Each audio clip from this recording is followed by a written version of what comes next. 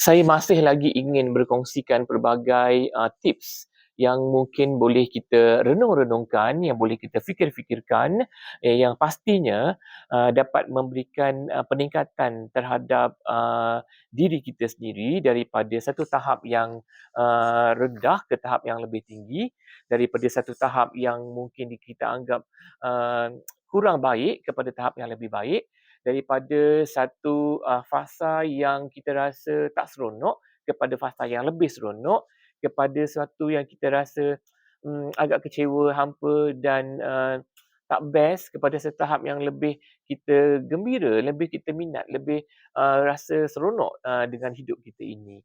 Okey, hari ini ingin saya kongsikan kepada semua yang menonton video ini. Saya ada satu soalan, adakah anda berpuas hati dengan pencapaian diri anda, adakah berpuas hati dengan pencapaian diri anda yang berada di tahap yang sama? Contohnya kalau dulu anda buat satu benda tu, bertahun-tahun buat benda yang sama, ataupun anda mahukan sesuatu yang kelainan. Sebab ramai antara kita yang tak berani nak melakukan sesuatu yang baru. Contohnya kalau kita buat satu pekerjaan, bertahun-tahun buat benda yang sama, hasilnya pun sama. Adakah kita berpuas hati dengan benda yang kita buat tu bertahun-tahun? Adakah kita nak sesuatu yang lain? Adakah kita nak satu cabaran yang lebih besar, yang lebih berat, yang pastinya uh,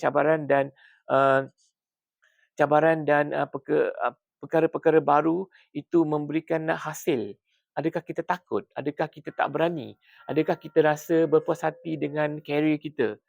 Berpuas hati karier yang mendata saja daripada dulu, kini dan selamanya, daripada muda sampai pencen, suka buat benda yang sama, ataupun kalau dah pencen, tak ada apa-apa aktiviti yang boleh memberikan manfaat kepada diri sendiri ataupun kepada orang lain.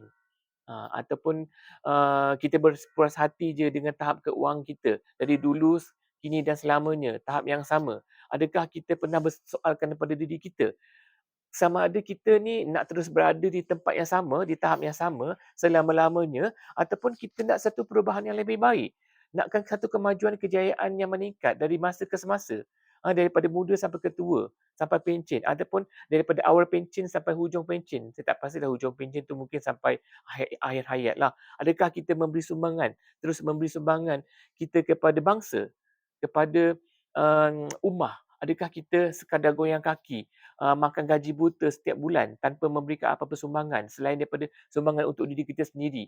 Itu memang menjadi kewajipan kita, melengkapkan diri kita, mendekatkan diri kita dengan Tuhan, membuat kebajikan-kebajikan. Tapi cukupkah sekadar biasa-biasa, ataupun kita nak buat sumbangan yang besar yang boleh memberikan manfaat yang lebih besar, yang lebih banyak kepada masyarakat? Ada tak kita fikir kita ni tak nak berada di tahap yang sama daripada muda sampai ke tua, ataupun dalam usia emas? Kalau kita masih sihat, kita masih tak ada penyakit, kita boleh lakukan banyak benda dengan kepakaran kita, sebab orang yang pencen-pencen ni sebenarnya dia ada banyak kepakaran, tapi kepakaran tu biasanya dibiarkan begitu saja, dan hanya sekadar makan gaji buta, tak ada buat apa-apa, cukuplah sekadar berpuluh tahun dah memberikan khidmat kepada bangsa, agama dan negara, masyarakat. Sekarang saya nak rehat selama 30 tahun. Jika anda bersara pada umur 50-55, sekiranya anda diberikan peluang hidup sehingga umur 80-90 tahun, apakah umur 30-40 tahun itu anda nak goyang kaki saja kat rumah? Tak ada buat apa-apa sumbangan kepada masyarakat anda selain daripada diri anda sendiri? Fikir-fikirkanlah. Sebenarnya banyak perkara yang boleh kita lakukan untuk meningkatkan taraf hidup kita, meningkatkan kejayaan dan kemajuan diri kita daripada satu tahap ke satu tahap yang lain. Sebenarnya hidup kita bukanlah sekadar sehingga pencen sahaja, umur 55 tahun. Selepas pencen kita ada 30-40 tahun lagi, insya-Allah kalau dipanjangkan usia. Dengan keadaan tubuh badan kita yang sihat, banyak perkara kita boleh lakukan. Adalah saya rasa macam um, tak begitu saya rasa macam kurang baguslah kepada pesara-pesara di luar sana. Saya bukan nak mengata anda, tetapi jika anda berfikiran seperti saya, jika anda berfikiran seperti orang lain yang lebih beratus kali ganda lebih berjaya daripada anda, kenapa mereka lebih berjaya? Sebab mereka melakukan sesuatu perkara yang tak berada terus di tahap yang sama. Mereka mesti nak melakukan sesuatu yang dapat memberikan hasil. Hasil kepada diri sendiri, hasil kepada masyarakat. Itu yang penting. Lebih banyak sumbangan kita kepada masyarakat, lebih banyak manfaat yang orang lain dapat, lebih mulialah diri kita sebenarnya. Walaupun dengan kekurangan yang bagaimana sekalipun ada pada diri kita, dengan sumbangan-sumbangan kita pada masyarakat, segala kelemahan kita, kekurangan kita yang ada pada diri kita akan dapat ditebus, akan dapat uh, diselamatkan dengan jasa-jasa budi baik bakti kita kepada bangsa kita dengan sumbangan kita yang berterusan.